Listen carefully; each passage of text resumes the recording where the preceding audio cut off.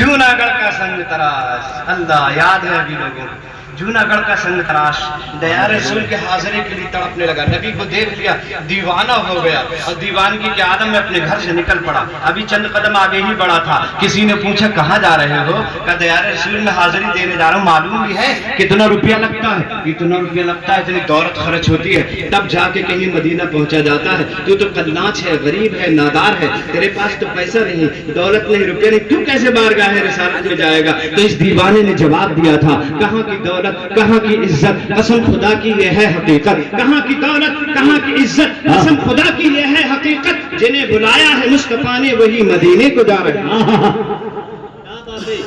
तो जिन्हें बुलाया जाता है वही मदीना जाते हैं। बात सही है नहीं सही है? जाने कितने ऐसे लोग जिनके पास कुछ भी नहीं है, रहने के लिए घर नहीं है सलामत, लेकिन वो बारगाह रिसालत में हाजिरी दे आए। दौलत वाले बैठे रह गए, पैसे वाले बैठे रह गए, अमीर रह गए बैठे हुए, मालदार बैठे रह गए, लेकिन दीवाने पहुंच गए और हाजिरी दे के आ भी गए। ये दीवाना बढ़ता जा रहा है, बढ़ता जा रहा है। और इधर क्या होता है? पोरबंदर की बंदरगाह पर हाजियों का आखिरी काफिला आखिरी जहाज में सवार हो चुका है। कप्तान अपनी सीट पर आकर बैठ गया है। कप्तान ने जहाज को स्टार्ट कर लिया है। अब कप्तान ने गियर डालकर जहाज को आगे बढ़ाने के लिए, जैसे ही कप्तान ने गियर डाला हजरत, जहाज को आगे बढ़ाने के लिए कप्तान ने गियर जैसे ही डाला, जहाज आगे बढ़ने का नाम नहीं ले रहा है। जहाज आगे नहीं बढ़ रहा है, जहाज आगे नहीं बढ़ रहा है। मिस्त्री को बुलाया गया, इंजीनियरों को बुलाया गया, मशीनरी को चेक करवाया गया, कल पुर्जों को दुरुस्त करवाया गया। सारी मशीनरी दुरुस्त है, पुर्जे बिल्कुल सही है, लेकिन जहाज आगे बढ़ने का नाम नहीं ले रहा है। ऐसा लग रहा है जैसे जहाज किसी के आने का इंतजार कर रहा है। सारे लोग आखिर तक कह रहे हैं ऐसा लग रहा था जैसे जहाज किसी के आने का इंतजार कर रहा है। एक आदमी की निगाहें दूर से पड़ गई इस जूनागढ़ के संग तराश पर। एक हाजी की निगाहें इसके ऊपर पड़ गई, कहने लगा हाजियों भाइयों, मुझे तो ऐसा लगता है कि जहाज किसी के आने का इंतजार कर रहा है, कोई हाजी छूट गया है, इसलिए जहाज आगे बढ़ने का नाम नहीं ले रहा है। इतने में वो करीब आ गया, छोटी कश्ती लाई गई, वो छोटी कश्ती में से बिठाया गया, बड़े जहाज के करीब ले जाया गया। जैसे ही बड़े जहाज के करीब पहुंचा, उतरकर छोटी कश्ती से बड़े जहाज में जाकर सीट पर आराम से बैठ गया। किसी में हिम्मत न थी टिकट मांग लेता, किसी में ताकत न थी इससे किराया मांग लेता। जैसे ही दीवाने रसूल जहाज पर बैठा, जहाज ने फौरन आगे बढ़ना शुरू कर दिया। ऐसा लग रहा था जैसे कि वाकई जहाज इसी के आने का इंतजार कर रहा था। और क्यों न करता, आसमानों पर मेरे नबी की हुकूमत है, जमीनों पर मेरे नबी की हुकूमत है, समंदरों पर मेरे नबी की हुकूमत है। और नबी की हुकूमत में रहने वाला गुलाम नबी का इंतजार न करेगा तो फिर किसका इंतजार करेगा?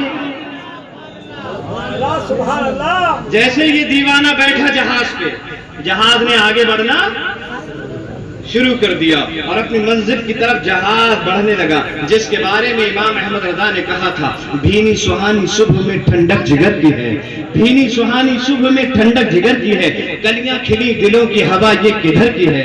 काबे का नाम तक न लिया तैबा ही कहा, पूछा किसी ने हमसे कि नोहदत किधर की है। और मौजों की थपेड़े खाता हुआ, समंदर के पानी से टकराता हुआ, आखिरी काफिला हाजियों का, आखिरी जहाज हाजियों का अपनी मंजिल की तरफ बढ़ रहा था। और जब मंजिल मुकम्मल हुई उसके बाद साहिल आ गया, और जैसे साहिल आया, कौन सा साहिल? जिस साहिल के बारे में किसी ने कहा था, साहिल के तमन्नाई सफीने की तरफ देख, साहिल के तमन्नाई सफीने की तरफ देख, जब याद बहुत आए तो सीने की तरफ देख। वही साहिल जिसके बारे में दुनिया मचलती रहती है, वो साहिल आ गया। दिल की धड़कनें तेज हो रही थी, सारे हाजी उतर उतर कर अपनी अपनी मंजिलों की तरफ जा रहे थे। ये दीवाने रसूल भी उतरा और अपनी मंजिल की तरफ जा रहा था। भीड़ बहुत ज्यादा थी, उसी भीड़ में ये भी था, लेकिन अचानक हरम के खादिम की निगाहें इस पर पड़ गई और खादिम हरम ने इसको देख लिया। वो चिल्लाकर कहने लगा, भाइयों जल्दी आओ जल्दी आओ जल्दी आओ, मुझे तो ये वही आदमी मालूम हो रहा है जिस आदमी को रात अल्लाह के हबीब ने हमें ख्वाब में दिखाया था। हरम के खादिम दौड़ कर आए, इसकी दस्तबोसी करने लगे, इसके कदम चूमने लगे। जूनागढ़ का संग तराश कहने लगा, तुम अरब के रहने वाले निकोकार हो, मैं हिंद का रहने वाला गुनहगार हूँ। एक निकोकार गुनहगार के कदम चूम रहा है, भाई मुझे अच्छा नहीं लग रहा है। तो हरम के खादिमों ने जवाब दिया था, زندگی گزر گئی جھاڑو لگاتے لگاتے، زندگی گزر گئی جارو کشی کرتے کرتے، کبھی اللہ کے رسول کا دیدار نہیں کیا۔ رات اللہ کے رسول نے تیرے صدقے میں ہمیں اپنا دیدار کروا دیا ہے، اور جس کے صدقے میں نبی کا دیدار کیا جائے، بھلا اس کے قدموں کو نہ چوما جائے گا تو پھر کس کے قدموں کو چوما جائے گا؟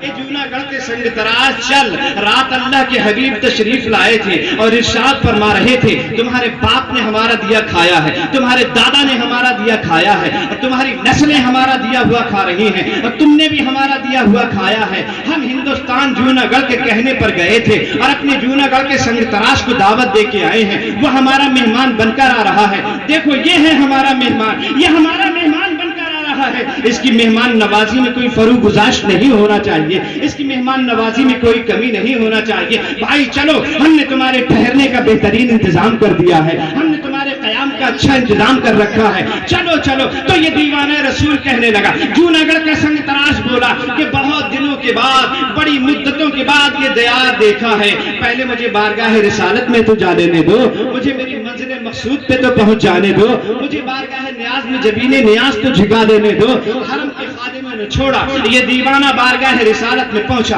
اور چوکھٹ پہ جھک کر کہنے لگا، گر پڑ کے یہاں پہنچا، مرمر کے اسے پایا، گر پڑ کے یہاں پہنچا، مرمر کے اسے پایا، چھوٹے نہ الہی اب سنگے درے جانا نہ۔ یا رسول اللہ، ہندوستان میں رہتا تھا تو آپ نے ایک کرم فرما دیا، اپنی بارگاہ میں بلا لیا، اب ایک کرم اور کر دیجئے گا، ہم لوٹ کر ہندوستان نہیں جائیں گے۔ یا رسول اللہ، اب ہم لوٹ کر بھارت نہیں جانا چاہتے ہیں، ایک احسان ہمارے اوپر اور کر دینا۔ حاضری دے کر بارگاہ نبی سے جب یہ مڑ کر واپس آیا تو حرم کے خادموں سے پوچھنے لگا کہ وہ مینارہ کہاں ہے جو شکستہ ہو گیا ہے؟ حرم کے خادم بولے، ہاں ہاں، رات اللہ کے رسول نے ہم سے ارشاد فرمایا تھا جب جوناگڑھ کا سنگ تراش آ جائے تو یہ ٹوٹا ہوا مینار اسی سے صحیح کروانا، اسی سے درست کروانا۔ لیکن اتنے اونچے مینارے پر تو چڑھے گا کیسے؟ چونکہ ہندوستان کا رہنے والا تھا، جگاڑ میں بڑا مشہور تھا، اپنی کمر سے رسی باندھتا ہے، مینارے پہ چڑھنا شروع کر دیتا ہے، اور اپنی منزل پہ پہنچنے کے بعد اپنا تھیلا کھولتا ہے، اوزار نکالتا ہے، مینارے کو درست کرنا شروع کر دیتا ہے، مینارے کو صحیح کرنا شروع کر دیتا ہے۔ جب مینارہ درست ہو جاتا ہے